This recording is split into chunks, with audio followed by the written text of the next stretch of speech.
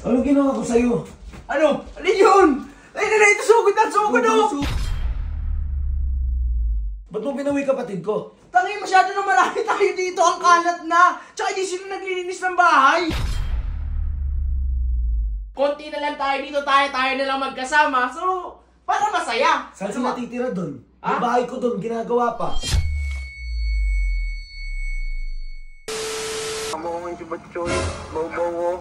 Hindi namin alam. Ano Batchoy, to? Ano yung magsisimula uli eh. Ano eh? Ano to? Sige, Riddick eh. Okay lang yun ba? Importante si Bert. Ano to? Ano yung sob? Bakit sila otits na... Ano yun? Ba't sila bumalik ng Manila? Pinauwi na Bakit ni hindi Riddick. ko alam to? Pinauwi po ni Riddick sob eh. Bakit daw pinauwi? Hindi ko po alam eh. Parang pampasigib lang daw sila dito eh.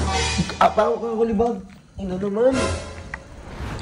Tanong mo na lang si Riddick sob. Bakit hindi rin kayo nagsasabi sa akin? Hindi naman namin alam sob eh. Akala ko na pag-usapan niyo po ni Riddick eh. Tol, anong pag-uusapan namin? Anong pag-uusapan namin ni Riddick? Alam mo naman yung boss din yan dito sob eh. Kaya hindi ko po alam na hindi niyo pa alam eh. Riddick! Hoy, pasok! Riddick! Ano ba yan?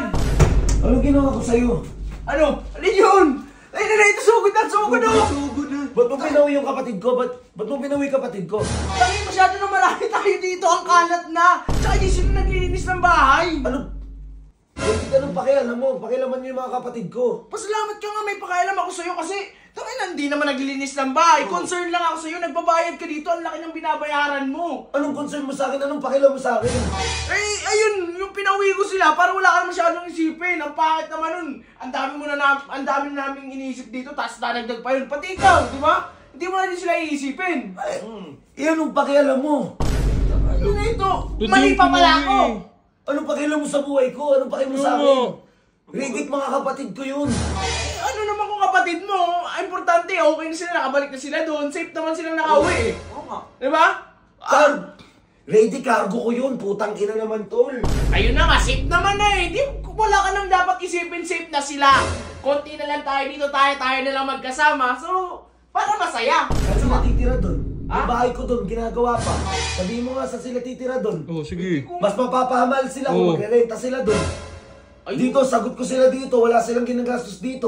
Eh, ayun nga eh. Dito, kung andito sila kasi, hindi masisira yung mga gamit dito. Bakit sila? Ba't masisira? Masisira. Eh, ang gagaslow eh. Parang kala mo, taga-bundok eh. Bahay mo to. Ha? Bahay mo to. Ay, hindi ko nga bahay. Nirerentahan mo nga din. Ang laki ng nirerenta mo dito. Tapos, matadamage yung... Ang mamahal ng gamit dito. Tapos, parang mga taga-bundok yung kakapatid mo. Riddick, wala kang pakialam.